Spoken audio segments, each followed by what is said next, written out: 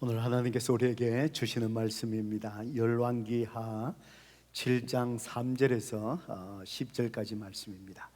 우리 일어나셔서 한 목소리로 하나님 말씀 함께 같이 읽습니다.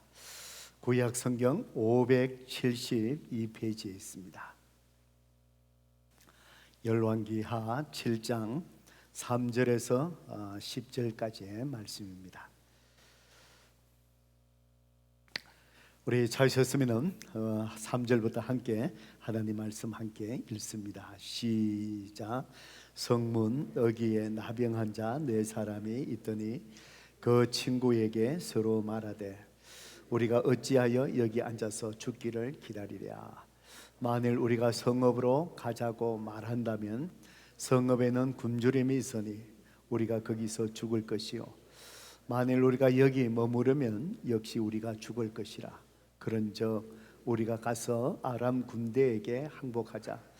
그들이 우리를 살려두면 살 것이요 우리를 죽이면 죽을 것이니라 하고 아람 진으로 가리하여 해질 무렵에 일어나 아람 진영 끝에 이르러서 본즉 그곳에 한 사람도 없으니 이는 주께서 아람 군대로 병거 소리와 말 소리와 큰 군대의 소리를 듣게 하셨으므로 아람 사람이 서로 말하기를 이스라엘 왕이 우리를 치료하여 해 사람의 왕들과 애굽 왕들에게 값을 주고 그들을 우리에게 오게 하였다 하고 해질 무렵에 일어나서 도망하되 그 장막과 말과 나귀를 버리고 진영을 그대로 두고 목숨을 위하여 도망하였습니다.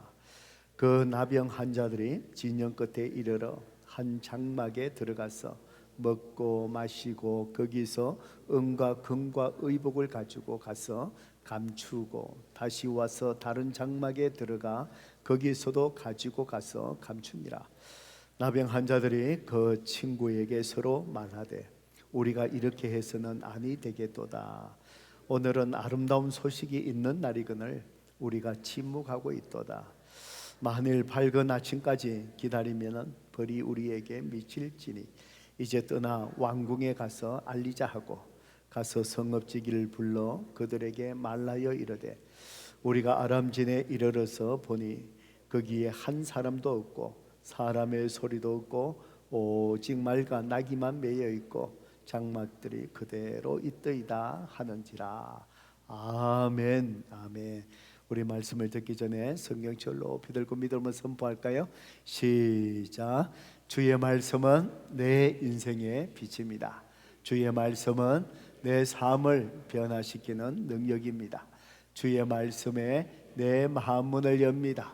듣고 깨닫고 말씀대로 살겠습니다. 아멘. 믿음대로 될지어다. 오늘도 예배 나오신 우리 모든 성도님들 주님의 이름으로 축복합니다.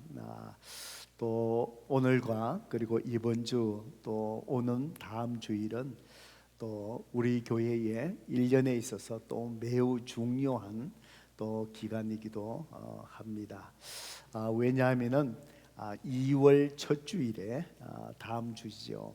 2월 첫 주일에는 우리 모든 성도님들이 1년 동안에 내가 구체적으로 이런 선교적 삶을 살겠습니다 라고 또 하나님 앞에 기도하면서 또 헌신을 하고 그리고 1년 동안에 또 그 헌신대로 선교적 헌신의 삶을 살아가게 됩니다. 작년에도 2월 첫 주일에 우리 성도님들이 선교적 삶에 헌신하셨고 이제 오늘이 1년 헌신의 마지막 주일입니다. 또 1년 동안에 우리 성도님들이 여러 가지 선교사에게 동력하셔서 또 여러분께서 헌신하셨고 또 신실한 헌신을 통해서 또 하나님 나라 복음의 확장을 위해서 또 선교사역이 잘 또 이렇게 진행이 되었습니다. 그래서 이번 주간에 여러분 주보에 삽입된 것처럼 한 주 동안에 또 우리 교회가 1년 동안에 여러분과 함께 동역할 선교사역에 대한 매일 기도의 제목들 또 선교사역들이 소개되어 있습니다. 그래서 내일부터 한 주 동안에 여러분이 함께 또 기도하시고 또 하나님께서 주신 마음으로 또 삽입되어 있는 선교 헌신서에 여러분이 헌신하셔서 오는 주일날 하나님 앞에 예물을 드릴 때에 또 헌신의 예물로 하나님 앞에 드릴 수 있기를 바랍니다. 그래서 헌신한 대로 또 1년 동안에 우리가 또 선교의 적 삶을 저와 여러분이 또 살아갈 수 있기를 바랍니다. 이렇게 중요한 또 선교적 삶에 헌신하는 또 주간을 시작하면서 또 하나님께서 오늘 이 본문을 통해서 또 저와 여러분에게 또 말씀해 주십니다. 오늘 이 본문을 통해서 또 무엇을 우리에게 말씀해 주실까요? 설교 제목을 저를 따라서 같이 한번 해보십시다. 은혜를 입은 자의 양심. 한 번 더 해보실까요? 은혜를 입은 자의 양심.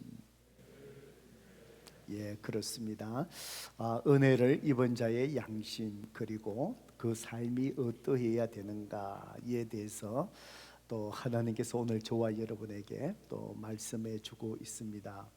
여러분은 생각하시기에 살아가면서 다른 사람에게 상처를 주는 것 중에서 무엇이 가장 잘못되고 못된 것이라고 생각합니까? 또 돌이켜 생각하면은 여러분들이 다른 사람에게서부터 상처를 받으실 텐데 어떤 상처가 여러분에게는 가장 아프고 고통스럽고 참 인내하기 힘든 상태의 상처입니까? 그것이 여러분에게는 무엇일까요? 아마 그것이 무엇이냐라고 물으신다면은 저는 그것이 배은망덕이 아닐까 그런 생각을 합니다. 예, 배은망덕 많이 들어본 것 같은데 이게 무슨 말이더라. 예, 아마 그런 생각을 하실 줄 모르겠습니다만서도 배은망덕이라는 것은 내가 누구에게 은혜를 입었는데 그것을 은혜로 당연히 갚아야 되지만 그렇게 은혜를 갚지 못하고 오히려 자기 유익을 위해서 그 사람을 배반하고 심지어 그 사람에게 해를 입힐 때 우리는 그때 그 사람을 향해서 배은망덕하다, 참 은혜를 모르고 그렇게 행한다, 그런 말을 합니다. 아마 이 배은망덕, 은혜를 입고도 그 사람에게 은혜로 되돌려 주지 못할 만지영저 오히려 그 사람에게 해를 자기 유익을 위해서 해를 입히는 것, 아마 그런 것들을 살아가면서 아마 한두 번은 다 겪어보지 않으셨나 그런 생각을 합니다. 그것이 우리 서로 간에 있어서 정말 가장 아픈 상처가 아닐까 그런 생각을 합니다. 특별히 우리 부모님들이 자식을 쭉 힘들게 키우고 나면은 자녀에게 있어서도 그런 마음의 아픔과 상처를 입을 때가 종종 있는 것 같습니다. 그래서 종종 자녀들 향해서 부모님들이 아픈 마음으로 이놈들아 내가 너를 어떻게 키우는지 아냐, 내가 너를 어떻게 키운지 아냐, 미국에 와서 참 너희들 교육시키려고 밤잠 안 자고 이렇게 애쓰는 거 내가 너를 어떻게 키운지 아냐. 특별히 그렇게 키워놨더니만 결혼하고 나니까 그만 이 아내인데 팍 엎어져 갖고 그만 부모에게 대해서는 소홀히 대하고 이럴 때 이 부모들 저놈이 배은망덕하님 내가 어떻게 키우는데 저놈이야 그러면서 저놈이 내가 어떻게 키우는지 그런 말씀을 하실 때가 또 있습니다. 그리고는 또 사람들 향해서 네가 어떻게 나한테 이럴 수가 있어, 그죠? 네가 나한테 밥을 얻어먹어도 얼마나 얻어먹었고 네가 미국 와서 힘들고 어려울 때 내가 네를 얼마나 도와줬는데 은혜를 갚지 못할 망정인지 네가 내한테 어떻게 이런 식으로 행할 수 있어? 어떻게 이런 말을 할 수 있어? 네가 어떻게 할 수 있어? 네가 사람이야? 네가 인간이야? 정말 배은망덕 이런 사람들을 볼 때마다 견디기 힘든 아픔과 상처가 되지 않을까 그런 생각을 합니다. 그래서 제가 어떤 칼럼을 이렇게 읽어보는데 참 과격적인 칼럼의 제목이 어떤 제목이 있었냐면은 배은망덕은 일종의 범죄라는 제목을 가지고 그분이 글을 쓴 것을 읽어보았습니다. 그러니까 우리가 법을 어기는 것도 범죄지만 그것만 범죄가 아니고 은혜를 은혜로 갚지 않고 오히려 해로 돌려주는 것, 그것도 은혜를 준 사람에게 대하는 그거 범죄 행위다. 이렇게 표현하는 것을 읽어보았습니다. 오늘 우리가 읽었던 이 본문의 말씀은 바로 은혜를 입은 자의 양심이 어떠해야 되는가에 대해서 하나님께서 우리에게 잘 깨우쳐 주는 본문의 말씀입니다. 오늘 본문은 이스라엘 민족이 남과 북으로 나누어져 있을 때에 북왕국 이스라엘에게 일어났던 사건입니다. 북왕국의 수도가 사마리아입니다. 이 사마리아 성을 아람 군대가 와서 사마리아 성을 이렇게 포위를 하고 에워쌌습니다. 그래서 그 당시에 이 사마리아 지역의 가뭄으로 또 이렇게 해갖고요, 사실 흉년이 들어서 먹을 것이 없는 그런 상태이었기도 하고, 또 아람 군대가 사마리아 성을 에워싸고 있어서 성으로 모든 물자가 반입되지 못하게끔 출입을 막고 있으니까 시간이 지나면서 이 사마리아 성이 있는 사람들이 굉장히 기근 속에서 먹을 것이 없어서 죽을 지경에 이르게 되었습니다. 그래서 우리가 읽지 않았지만 열왕기하 바로 6장 앞장을 이렇게 읽어보면은 그 당시에 사마리아 성 안에 있는 사람들이 얼마나 어려운 그런 상황에 있었는가를 잘 기록을 하고 있는데, 특별히 6장 25절에 보니까 그 당시에 낙이 머리 하나에 은 80세겔에 팔렸다라고 그렇게 기록을 하고 있습니다. 이 나귀가 부정한, 율법에 의하면 부정한 짐승입니다. 그러니까 아무리 먹을 것이 없어도 이스라엘 사람들이 나귀, 부정한 짐승을 먹어서는 안 되지요. 그런데 이 나귀 머리가 얼마에 매매되고 있었느냐면은 80세겔. 그 당시에 은 한 세겔의 가치가 보통 사람의 4일 임금에 해당된다라고 그렇게 얘기를 합니다. 그러니까 나귀 머리 하나가 80세겔이니까, 그러니까 4일 임금 곱하기 80을 하면은 320. 그러니까 보통 사람이 대충 1년 동안에 벌일 임금의 그 가치라는 그런 얘기지요. 그러니까 이 워낙 먹을 것이 없어서 먹어야 되는데 나귀 머리, 부정한 짐승인데도 그걸 먹으려고, 그걸 사 먹으려면은 1년 임금 이 가치 정도로 돈을 지불해야만이 먹을 정도로 그렇게 힘들었다는 것입니다. 그리고는 비둘기 배설물이 은 5세겔에 팔렸다라고 그렇게 얘기합니다. 이 비둘기 배설물이 어디에 사용했느냐, 뭐 여러 가지 성경학자들이 추측하고 하는데에 아마 그 상황을 보니 이 비둘기 배설물도 먹을거리로 삼았다 이렇게 추측을 하는데, 그것이 얼마냐, 은 5세겔이었다. 그러니까 20일 임금치지요, 그지요? 그러니까 이게 만만치 않지요. 그 정도로 참 먹을 것이 없어서 고통스러운 가운데 있었습니다.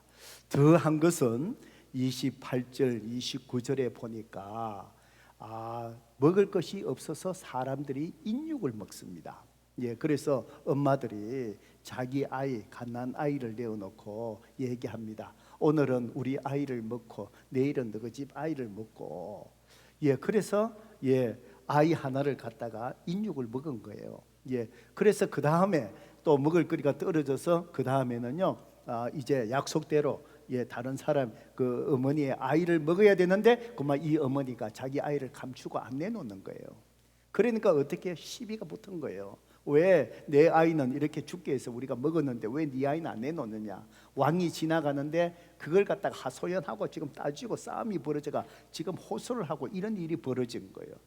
성도 여러분, 이 사마리아 성이 이렇게 정말 참 인육을 먹을 정도로 이런 고통 속에서 죽을 지경에 이르고 있는 그런 상황이었습니다. 그때에 이 성 밖에 또 사람이 있었는데 이 사람들이 누구냐? 나병 환자 4사람이 등장을 합니다.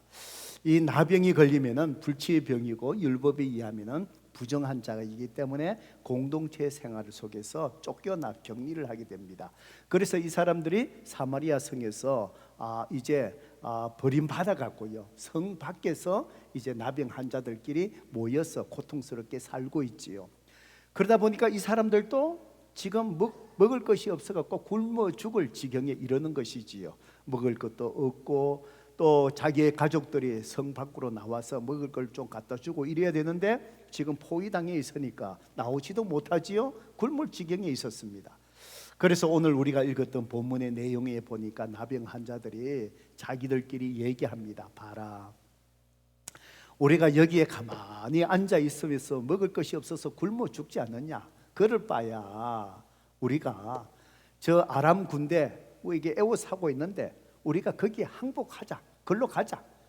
지금 우리가 성 안으로 못 들어게 하고 우리가 격리받아서 쫓겨나 있지만 들어가 봐야 거기도 먹을 것이 없는데 뭐 걸로는 갈 수 없는 거고, 그러니까 뭐 믿져봐야, 속된 말로 믿져봐야 본전인데 아람 군대를 가서 그 사람들이 살려주면은 다행이고 그 사람들이 우리를 죽이면은 뭐 여기서도 죽게 되니까 어차피 죽을 거 아니냐. 그러니까 이판사판 우리가 아람 군대에 항복하고 절로 가자. 그래갖고 마음이 이제 합해져 갖고 나병 환자 4명이 이제 마지막 이제 결단을 내려가 아람 군대로 가는 거예요. 가봤는데 오늘 본문에 보니까 놀라운 일을 목격을 합니다. 가보니까 아람 군대가 한 명도 없어요. 장막 그대로 자기들이 머문 데 그대로 뒀지요. 말도 나귀도 뭐 모든 장비도 그대로 내버려 두고 그대로 놔둔 게 군인들이 아무도 없는 거예요. 어떤 일이 일어났느냐? 이 나병 환자 4명이 아람 군대를 향해서 이제 투벅투벅 걸어가고 있었습니다. 그 발자국에 뭐가 힘이 있겠습니까? 오랫동안 먹지 못해서 이 참 억지로 발을 질질 끌고 갔겠지요. 그러다가 또 나병 질병이 있으니까 몸도 성하지 않지요. 그런데 이 4명이 아람 군대를 향해서 걸어가는 그 발자국 소리가 아람 군대에게 오늘 본문의 말씀 보니까 큰 병거가 막 달려오는 소리로 들린 거예요. 말발가우 소리가 막 들린 거예요. 큰 군대가 함성을 지르면서 자기들을 급습하는 거, 공격하는 소리가 들리는 거예요. 누가 그렇게 하셨을까요? 하나님이 역사하신 거예요. 이 나병 환자의 참 힘없고 질질 끄는 그 소리를 하나님께서 큰 군대의 소리가 들리게 하는, 그래서 아람 군인들이 착각을 한 거야. 아하, 이게 이스라엘 사마리아 사람들이 기별을 해갖고 이 애국 군대하고 해족속들에게 이게 뭔가 돈을 주고 이렇게 해갖고 이 사람들이 지금 연합 군대가 우리를 치러 오는구나. 그래갖고 급히 모든 거 챙길 시간도 없이 그냥 내버려 두고 막 걸어만 내살려라, 그냥 다 도망가 버린 거예요. 그래갖고 나병 환자들이 그 자리에 간 거예요. 음식도 막 흩어져가 있고 그대로 다 있는 거예요. 오늘 8절의 말씀을 보세요. 그 나병 환자들이 진영 끝에 이르자 한 장막에 들어가서 어떻게 합니까? 먹고 마시고 거기서 은과 금과 의복을 가지고 가서 감추고 다시 와갖고 다른 장막에 들어가 거기서도 가지고 가서 감추니라. 여러분, 이 사람들이 하는 행동이 그림이 그려집니까? 이게 행제를 만난 거예요. 굶어서 먹지 못해 배고파했는데 가보니까 음식이 널려져 있어. 그래서 정신없이 한 장막에 들어가고요, 음식을 먹고 마시고 그냥 정신없이 먹는 거, 배를 채우는 거예요. 좀 배가 불러지지요. 그래갖고 이 장막에 들어가고요, 음이 있고 금이 있고 옷이 있고 모든 것들을 그대로 두고 도망가 버렸으니까 그걸 막 챙기는 거예요. 이 욕심이 발동하는 거예요. 그리고 너 또 챙겨가 어디 감추고요, 또 가서 이 4명이 막 경쟁적으로 서로 가지려고 뭐 했지 않겠습니까? 그래도 뭐 워낙 많은 그 장막이 있으니까 또 한 군데 가고 은과 금과 의복들을 막 갖고 와갖고요 막 숨기고 이러는 거예요. 어느 정도 배가 부르고 자기가 챙길 건 많이 챙기고 나니까 이제 뭐예요? 정신이 드는 거예요. 정신이 드는 거예요. 그래서 이제 그들이 얘기합니다. 9절의 말씀이죠. 우리 같이 한번 읽어보십시다. 시작. 나병 환자들이 그 친구에게 서로 말하되 우리가 이렇게 해서는 아니 되겠도다. 오늘은 아름다운 소식이 있는 날이거늘 우리가 침묵하고 있도다. 만일 밝은 아침까지 기다리면 벌이 우리에게 미칠지니 이제 떠나 왕궁에 가서 알리자 하고. 성도 여러분, 이것이 은혜 입은 자의 양심입니다. 먹고 마시고 내 배를 채우고 이것저것 막 숨기고 감추고 챙기고 나니까 이제서는 얘기합니다. 우리가 이래서 하는 게 이게 뭐가 잘못됐다. 이렇게 하는 것이 이렇게 해서는 안 된다. 오늘은 아름다운 소식이 있는 날이거늘 우리가 침묵하고 있도다. 이게 무슨 말이지요? 내 배를 채우고 내가 은혜를 입고 다 하고 나니까 이제 누가 생각나는 거예요? 사마리아 성에서 지금 굶어 죽고 있는 자기 민족이 생각나는 거예요. 그런데 나병으로 인해서 자기들이 쫓겨났잖아요. 그런데도 내 배를 채우고 은혜 입고 나니까 지금 죽어가고 있는 사마리아 성의 자기 민족이 생각나는 거예요. 지금 저들이 성문을 열고 나와서 먹을 거리를 찾고 지금 여기에 있는 이 음식들만 조금만 먹어도 살 수 있는 아름다운 소식이 있는 걸, 사람이 살 수 있는 아름다운 소식이 있는 날이구나. 우리가 침묵하고 있도다. 내 배만 채우고 있고 내 소유만 챙기고 있고 내가 감추고 있고 이것이 우리가 잘못되었도다. 우리가 죽고 있는 사람들에게 알려줘서 함께 살아나야 되는데 비록 그들이 우리를 버렸지만 만일 내일 아침까지 우리가 침묵하고 내 것만 챙기고 이래 있다면 벌이 우리에게 미칠지니 그러니 형제여 우리가 이제 왕궁으로 가서 지금 이 구원의 아름다운 소식을 전하자. 그래서 이 사람들이 왕궁으로 가서 알리는 거예요. 뒤에 말씀 쭉 읽어보면 그래서 이 사마리아 성에 정말 인육을 먹을 정도로 죽을 지경에 이런 사람들을 구원하는 이 나병 환자가 구원하게 되는 거예요. 성도 여러분, 그렇습니다. 저는 이 말씀을 이렇게 읽으면서 먹고 마시고 장막에 들어가서 은과 금과 의복을 챙기고 감추고 또 이곳에 가서 정신없이 얼마나 기뻤겠어요. 얼마나 즐거웠겠어요. 챙기고 있는 그 모습이 오늘 해가 구원의 은혜를 받고도 그저 내 가정, 내 자신만 즐거워하고 기뻐 있는 내 모습이 아닌가, 오늘 우리의 모습이 아닌가, 그런 생각을 해보게 됩니다. 그렇습니다.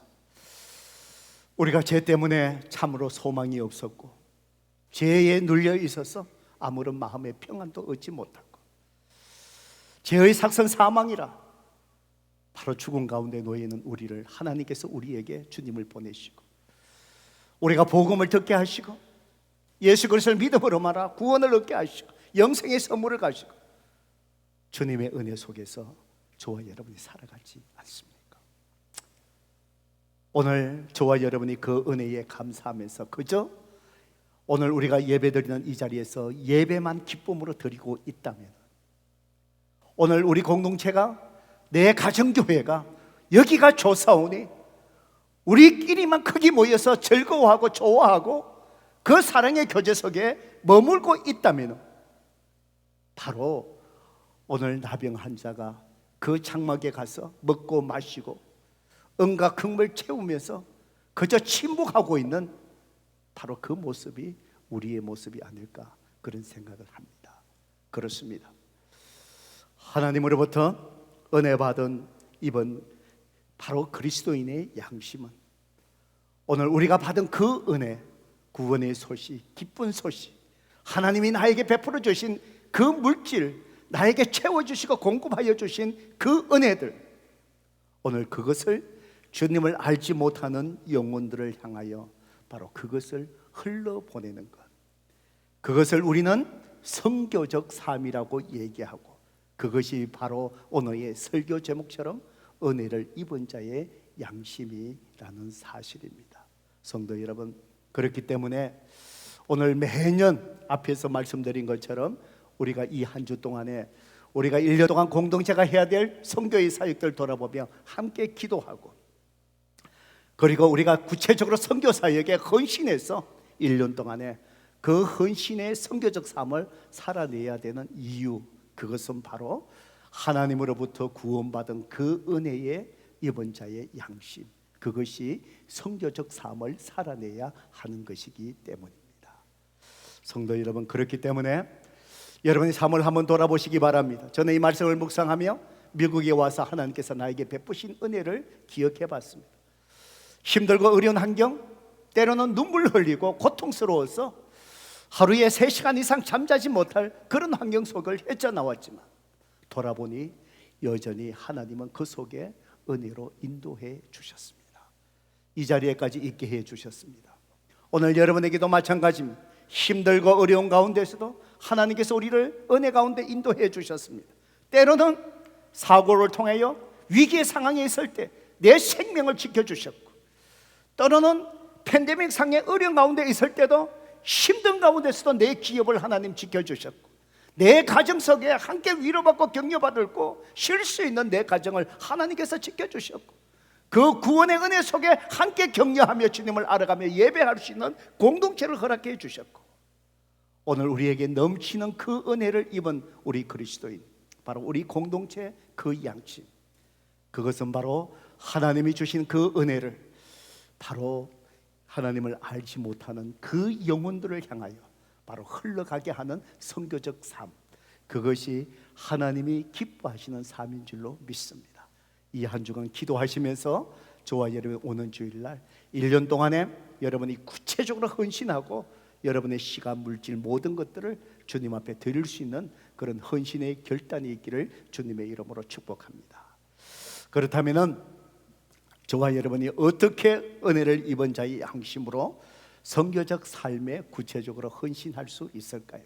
성경에 이렇게 보면은 바로 좋은 본보기 모델이 되는 공동체가 있다면은 그것은 빌립보 교회라고 생각을 합니다.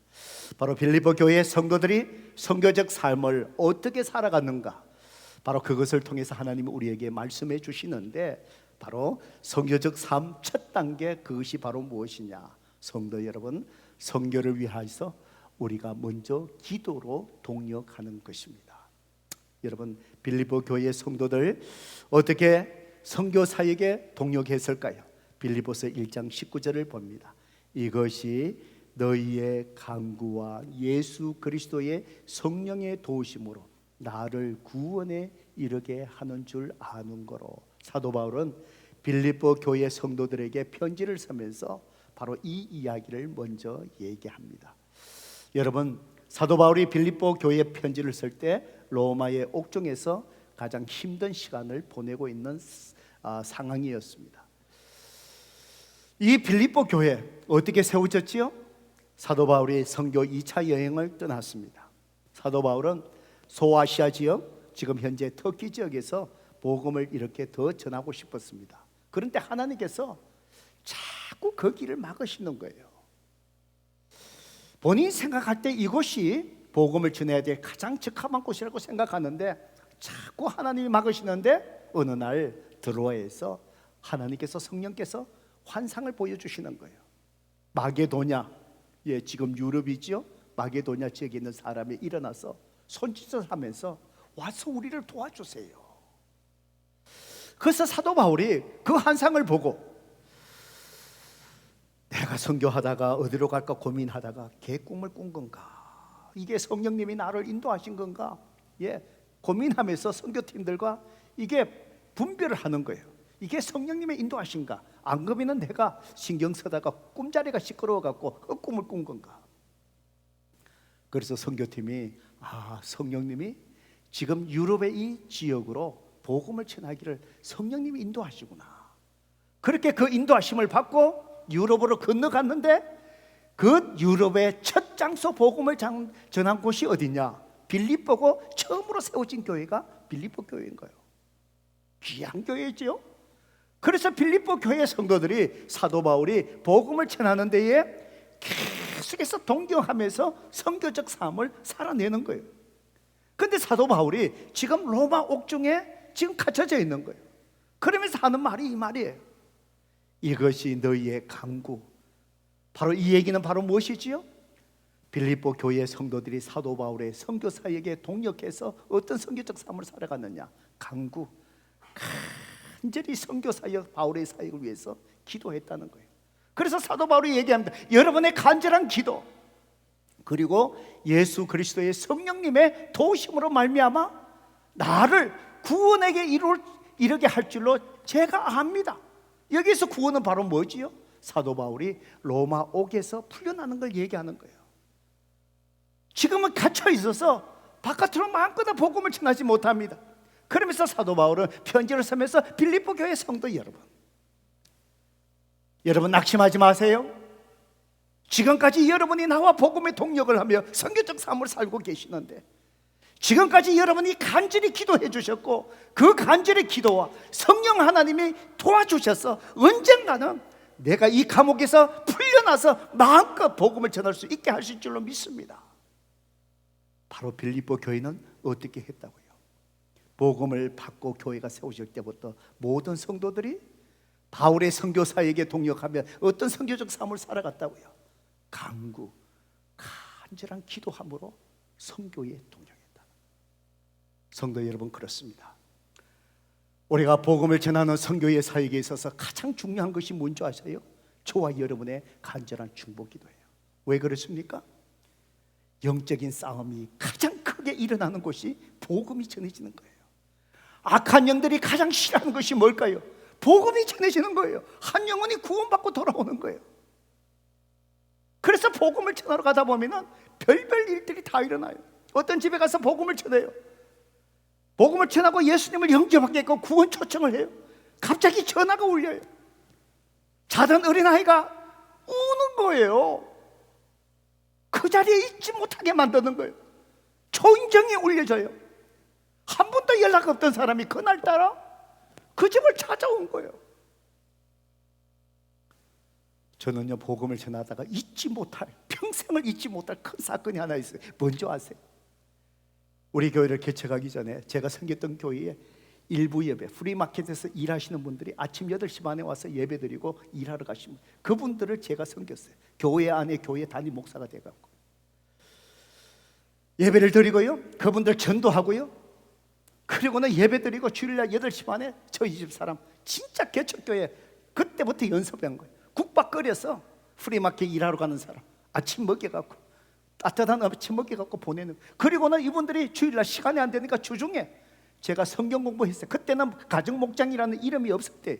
그게 가정 목장이었어요. 매주 만나서 제가 이분들에게 말씀을 공부하는 소그룹 모임을 했어요. 복음을 전해요. 기도하면서 몇 주 쭉 교제권을 쌓아오다가 이제 복음의 말씀을 전하고 그날 전하는 그날이었어요. 복음을 전하고 이제 결단하고 구원 초청하는 중요한 시기에 5 커플이었어요. 어떤 일이 일어난 줄 아십니까? 바로 그 예수님을 구세주로 믿으시겠습니까? 그때 이제 구원 초청하는 거예요. 그 순간에 제 옆에 앉았던 그 자매가 그 엄숙한 시간에, 최후한 시간에, 영적으로 긴장된 순간에 제 옆에 앉았던 자매가 갑자기 방구를 깨버린 거예요. 어떻게 될까요? 그러니까 그 자매는요, 당황스러워갖고 일어나갖고요, 옆방으로 뛰어가고, 사람들은 킥킥킥킥킥 뛰어가고 나니까 그 앉았던 자매들 어떻게 쫓아가서 방 안에 가는 거예요. 킥킥킥킥킥. 형제들만은 제가 있어요. 영적인 싸움인 것을 제가 알잖아요. 거기에 제가 같이 웃고 그러면 이게 뭐예요? 끝나는 거예요. 저도 웃음이 굉장히 해픈 사람인데요, 잡는 거예요. 어금니를 깨물고. 내가 거기서 웃음기를 내버리면 끝나는 거니까. 사탄에게 게임 오버 돼. 땀이 뻘뻘. 제가 쫙 끝까지 견디고 차고.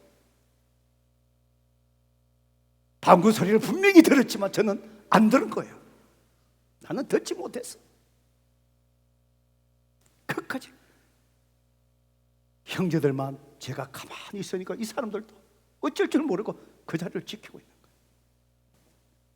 10분이 지났습니다. 가서 그분들 다 다시 나오게 하세요. 다시 나오게 하세요. 뭔지 아십니까?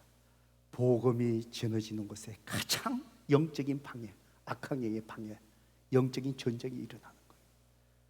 여러분이 선교를 위해서, 선교사님을 위해서, 선교의 사역을 위해서 우리가 매주마다 노방전도, 매달에 한 번씩 노방전도 나오죠. 미혼모 사역 가지요, 홈리스 사역 가지요. 그분들 위해서 가지 못하더라도 우리가 동력하는 것이 뭐냐? 기도가 중요한 거예요. 영적인 싸움이 있기 때문에. 가는데 사고 나지 않게 해주세요. 운전대를 붙잡아 주세요. 해받지 않게 해주세요. 건강 상하지 않게 해주세요. 아직도 코비드 바이러스가 있는데 감염되지 않게 해주세요. 보호해 주세요. 오늘 우리가 선교를 위해서 간절함으로 기도하는 사역이 선교예요. 선교예요. 그렇습니다. 선교적 삶, 구원받은 자의 양심, 구체적인 선교를 위해서 우리가 함께 간절한 마음으로 기도로 선교 동력하는 저와 여러분 되기를 주님의 이름으로 축복합니다. 두 번째로 우리가 어떻게 선교의 삶에 헌신할 수 있을까요? 빌립보서 2장 25절 30절에 보니까 선교 활동에 저와 여러분이 직접 참여하는 거예요. 빌립보서 2장 25절 보세요. 빌립보 교회는 어떻게 선교적 삶을 살아냈습니까? 그러나 에바브로디도를 너희에게 보내는 것이 필요할 줄로 생각하노니 그는 나의 형제요 함께 수고하고 함께 군사된 자요 너희 사자로 내가 쓸 것을 돕는 자라. 여러분, 빌립보 교회는요 사도 바울과 선교를 동력하며 선교적 삶을 어떻게 살아냈냐? 사람을 보냈어요. 에바브로들이에요. 빌립보 교회 성도예요. 에바브로를 로마로 보내갖고요 지금 옥중에 있는 사도 바울을 시중 들고 심부름하고 섬기게 한 거예요. 여러분, 이 상황이, 사도 바울이 있는 상황이 어떤 상황인 줄 아십니까? 많은 교회들이 사도 바울의 선교 사역을 위해서 돕고 서로 왕래하고 하다가 지금 이 시점에 사람들의 발걸음이 끊어진 거예요. 사도 바울이 언제 죽을지 모르는 그 위기 속에 있어요. 사람들은요 혹시나 사도 바울을 자주 접촉하고 왕래하다가 자기에게도 무슨 애를 입을까 봐 발걸음을 끊는 그런 시점이에요. 그 상황에 빌립보 교회가 어떻게 성적 삶을 살아가는 거예요? 그 교회의 성도 에바브로디도를 보낸 거예요. 에바브로디도가 나중에 보니까 병들었어요. 죽을 위기에 있었어요. 그런데도 그 자리를 지킨 거예요. 그래서 사도 바울이 얘기하는 거예요. 여러분들이 에바브로디도를 저에게 보내주소서. 이제 여러분에게 다시 돌려보내는 게 필요한 줄로 압니다. 다시 돌려보낼게요. 그러면서 뭐라고 얘기하죠? 그는 나의 형제였습니다. 나를 위해 수고한 사람이었습니다. 여러분, 에바브로디도가 나와 함께 주의 복음을 위하여 함께 군사된 자였습니다. 사도 바울이 얼마나 힘이 되었을까요? 사람의 발걸음을 끊는 그 상황 속에 빌립보 교회는 에바브로 중요한 이 성도를 보내갖고요 바로 사도 바울의 사역의 현장의 자리, 힘든 그 자리를 섬기게 한 거예요. 그렇습니다. 오늘 저와 여러분의 선교의 헌신은 바로 그렇습니다. 내가 기도로서 함께 동력하고 또 선교의 현장 그 자리에 내 자신이 직접 참여하는 거예요. 여러분, 선교 헌신서에 보면은 우리 선교부에서 1년 동안에 여러분이 구체적으로 선교에 참여할 수 있는 사역들을 잘 마련해 놓았어요. 그게 보면 매달 한 번씩 홈리스 사역을 합니다. 덴톤에 있는 거 우리가 다 하는 게 아니에요. 덴톤에 있는 큰 교회가 매주만 매일만 홈리스 사람들을 먹이고 계셔요. 우리 추수감사절에 과일이 있죠? 여러분 아이들이 과일 봉헌한 거 있죠? 그대로 이 홈리스 사역하는 그쪽으로 보내갖고요, 샐러드 만들어갖고요, 홈리스 섬기는데 그렇게 사용하고 있잖아요. 그곳이에요. 우리 김수영 목사님, 이정 전도사님 그곳에 다시 다녀왔어요. 우리가 도와줄 수 있는 사역이 무엇입니까? 우리가 성도들이 선교적 삶을 하기에 살기를 원하는데 우리가 와서 도와드릴 수 있는 사역이 뭡니까? 배식도 할 수 있어요. 음식 만드는 건데 설거지도 할 수 있어요. 도와줄 수 있어요. 무엇이든지 우리가 다 아는 게 아니에요. 중요한 것은 바로 뭘죠? 여러분이 시간을 내고 하나님의 마음으로 가서 그분들을 따뜻한 마음으로 섬기는 마음이에요. 가보세요. 가보세요. 장애인 사역이 있습니다. 우리 한인 장애인들이 지금 계속해서 모이는 곳이 있죠. 우리 교회도 장애인이 있죠. 그곳에 가시는 분이 계시죠. 한 달에 한 번씩 우리가 가서 30명의 장애우들, 이 아이들 우리가 음식으로 섬기고 하는 거예요. 여러분 시간 내시면 돼요. 한번 섬겨보셔요. 미혼모 사역, 결혼하기 전에 어떤 경우는 아이가 생겼어요. 싱글맘이에요. 힘들게 이 아이를 키워야 돼요. 하고 있는 그 사역단체예요. 이미 매달 한 번씩 그곳에 가서 그분들을 격려하고 도와주고 사역하고 있어요. 양로원 사역, 우리 한국 부모님들 많이 계시죠? 한 달에 한 번씩 가서 예배 인도해요. 노방전도 사역 한 달에 한 번씩 우리 전도부에서 가서 물도 나눠주고 복음지도 나눠주고 꿈과 나눔도 나눠주고 전도하고 있습니다. 팬데믹 동안에 단기 선교하지 못하던 이번에 일본도 가고요, 헝가리, 베트남 청소년들 월드 체인저스 선교 다시 시작합니다. 바로 그곳에 가서 헝가리, 베트남 우리가 지원하고 있는데 거기에서 앞으로 우리 교회가 구체적으로 현지 교회와 우리가 연결을 맺어서 어떻게 도울 수 있는지, 하나님이 어떻게 인도하시는지 비전 출입 그걸 보기를 원해요. 무엇이라 할지라도 성도 여러분, 성교의 현장에 한번 다녀오시기 바랍니다. 자주 못 가더라도 몇 번 내가 이 사역에 참여해서 나도 한번 봉사해 보겠습니다. 성교적 삶을 살아보겠습니다. 바로 섬김에서, 섬김 속에 하나님 주신 은혜가 뭔지 아세요? 우리 마음 속에 영혼을 사랑하는 하나님의 마음을 부어주세요. 내 마음 속에 영혼을 사랑하는 뜨거운 마음이 일어나기 시작해요. 그것이 바로 선교적 삶입니다. 바로 기도하면서 구체적으로 그 사역에 참여함으로 저와 여러분의 선교적 삶을 살아낼 때 하나님께서 기뻐하실 것입니다. 마지막으로 빌립보 교회는 또 어떻게 선교적 삶을 살아냈을까요? 빌립보서 4장 18절에 보니까 그들은요, 선교 사역에 그들의 물질을 흘려보내면서 동력하셨습니다. 빌립보서 4장 18절 우리 함께 같이 한번 읽어봅니다. 시작. 내게는 모든 것이 있고 또 풍부한지라 에바브로디도 편에 너희가 준 것을 받음으로 내가 풍족하니 이는 받으실 만한 향기로운 제물이요 하나님을 기쁘시게 한 것이라. 사도 바울은요, 계속해서 선교의 예물로 빌립보 교회가 섬겼지만 에바브로디도 편으로 그 선교의 예물을 받고 당신들이 보내준 것은 내가 풍족합니다. 그러면서 여러분이 흘러보낸 이 선교의 예물은 하나님이 받으실 만한 향기로운 제물이고 하나님을 기쁘시게 하신 것이라는 것을 빌립보 교회 성도 여러분 기억하십시오. 그러면서 사도 바울이 빌립보서 4장 19절에 얘기한 게 뭐라고 얘기하지요? 나의 하나님이 그리스도 예수 안에서 영광 가운데 그 풍성한 대로 너희 모든 것을 채우시리라. 바로 향기로운 예물이기에 여러분에게 필요한 하나님 모든 것들을 하나님께서 채워주실 것입니다. 여러분, 성도님들에게 기도의 제목들이 무엇입니까? 라고 물어보면 많은 기도의 제목들이 뭐냐면 비즈니스 잘 되게 해주세요. 물질의 축복에 대해서 많이 구하는 것 같아요.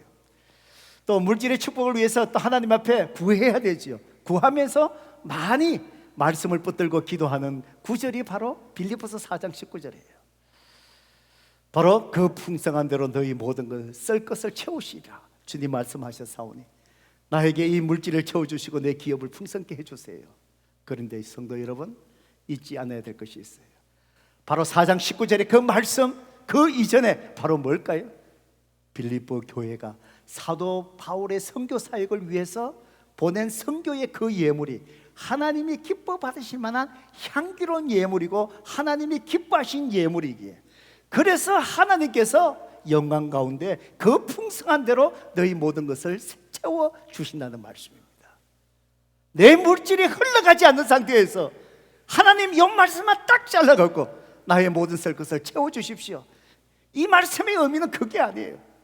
선교적 삶, 하나님 주신 내 물질, 내 시간, 내 재능, 내 은사, 영혼을 주님 앞에 인도하는 선교의 사역을 위해서 그것이 흘러가게 할 때 그것이 하나님 앞에 향기로운 제물이 되고 하나님이 기뻐하시기에 하나님께서 우리에게 풍성한 대로 필요한 모든 것을 채워주시겠다, 하나님이 책임져 주시겠다 약속하신 거예요. 그렇습니다. 성도 여러분, 여러분의 물질이 복음이 전해지는 선교 사역을 위해서 흘러갈 수 있기를 바랍니다. 작년 한 해 동안에 우리 성도님들 너무 많이 물질적으로 헌신해 주셔서 너무 감사해요. 제가 이제 선교부들하고 금요일날 마지막 또 미팅하면서 어떻게 되는지 또 평가하고 이렇게 보니까 작년 한 해 동안에 여러분 2월 첫 주에 물질로 흘러가면서 헌신하는 것이 우리 교회가 일반 재정이 아니고요, 선교 재정이 아니고 여러분이 헌신한 그 예물이 매달 선교 사역에 선교사님에게 2,000불에서 3,000불 사이 많은 액수가 갔어요. 제가 보니까 엄청난 액수예요. 성도 여러분, 이번에도 정말 여러분의 물질이 흘러가서 정말 우리 선교의 그 사역 속에 그런 열매가 있고 하나님이 기뻐 받으신 향기로운 제물이 되시기를 바랍니다. 저는 때로 옛날에 북한 사역을 위해서 우리 교회가 이렇게 하다가 한때 마음에 부담이 됐어요. 계속해서 물질을 보내면서 그 선교 사역이 어떻게 이루어지고 어떻게 지금 돼가고 있는지 그걸 알고 싶잖아요. 이번에도 우리 선교 사역 속에 선교부에 제가 부탁해서 모든 걸 다 했어요. 어떻게 이루어지고 앞으로 뭘 하실 것인가, 그걸 이제 평가하면서 우리 교회가 앞으로 계속해서 지원할 것인가, 안 그러면 스탑할 것인가, 안 그러면 줄일 것인가, 이 선교부에서 같이 이제 다 이제 평가를 했었거든요. 북한 사역 지원하면서 그랬어요. 이게 보내면서 이게 어떻게 이 영향력들하고 어떻게 열매 맺어질까? 그 사역을 하시는 분들이 가끔 이렇게 나오시면은 여쭤보면은 별 대답을 잘 안 하셔요. 뭐 시원찮게 얘기하셔요. 그래서 그분들이 얘기하는 게 그래요. 얘기하다 보면은 이게 북한으로 흘러들어가거든요. 그래서 단에 와서 간증도 안 하셔요. 기록도 남기지 않으세요. 이름도 본인의 이름을 쓰지 않으세요. 왜냐하면은 자기의 모든 것들이 북한으로 흘러들어가는데 드러나면은 그 순간에 사역이 다 멈춰지니까. 여러분 이미 아시잖아요. 어떤 분들은 북한에 감금됐잖아요. 제가 지원했던 어떤 목사님이 단 그런 레벨의 분들이셨어요. 그러니까 더 한 20년 이상을 북한에 올인하셔서 사신 분들이니까 그러니까 장기간 북한 사역을 하신 거예요. 와서 절대 얘기하지 않아요. 좀 답답함이 있었어요. 그런데 몇 년 전에 제가 그것이 확 해결이 됐어요. 탈북하신 분들이 1년에 한 번씩 와서 YM에 가서 훈련하고 우리 교회 방문하죠. 우리 교회도 재정적으로 지원하고요. 그 중에 한 분이 와서 간증하면서 제가 이게 모든 게 속이 시원한 게 뭐냐 그런 얘기를 합니다.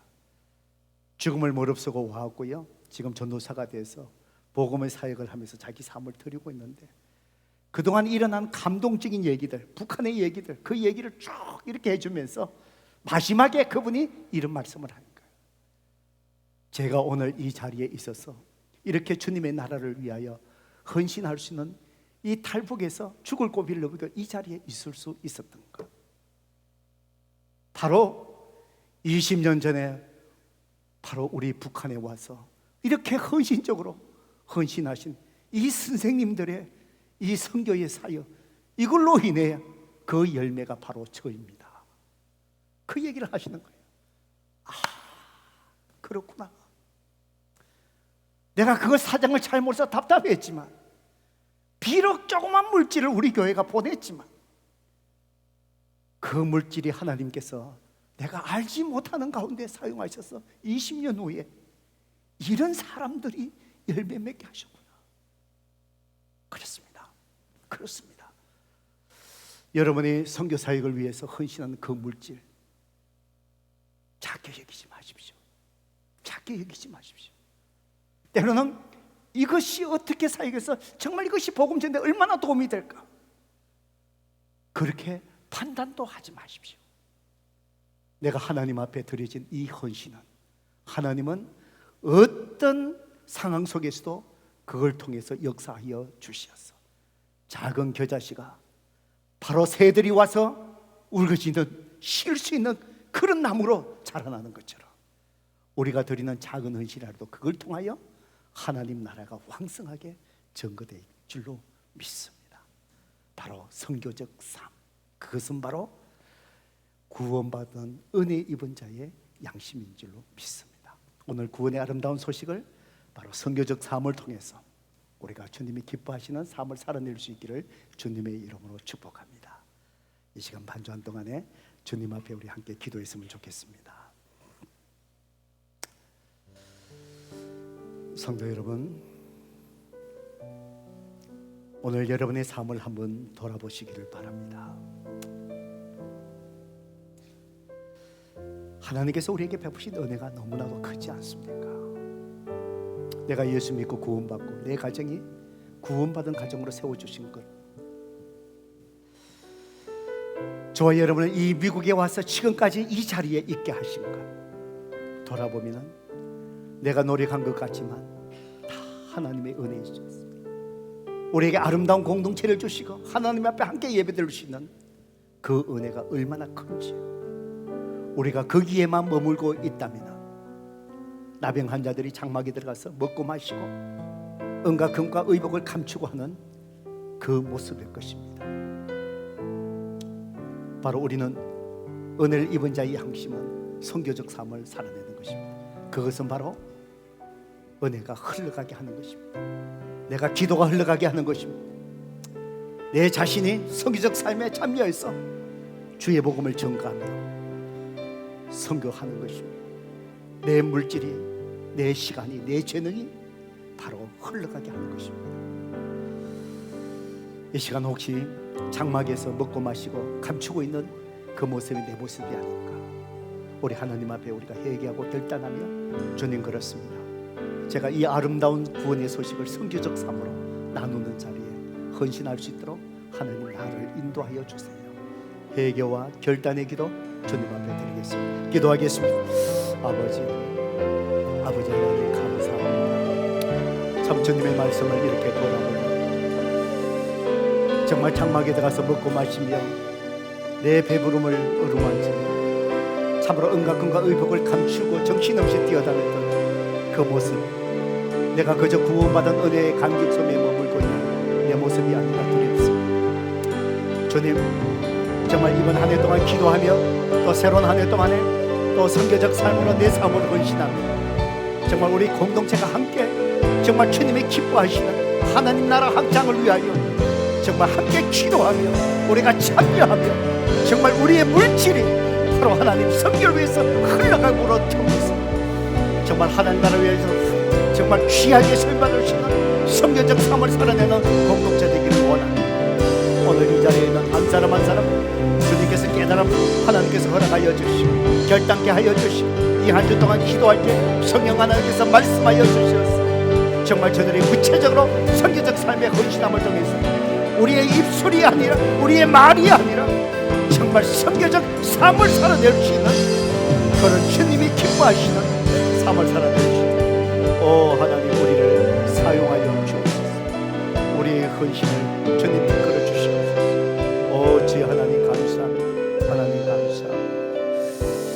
예수 그리스도의 이름으로 간절히 기도드려옵나이다. 아멘. 이 시간 우리 다 일어나셔서 하나님 앞에 봉헌합니다.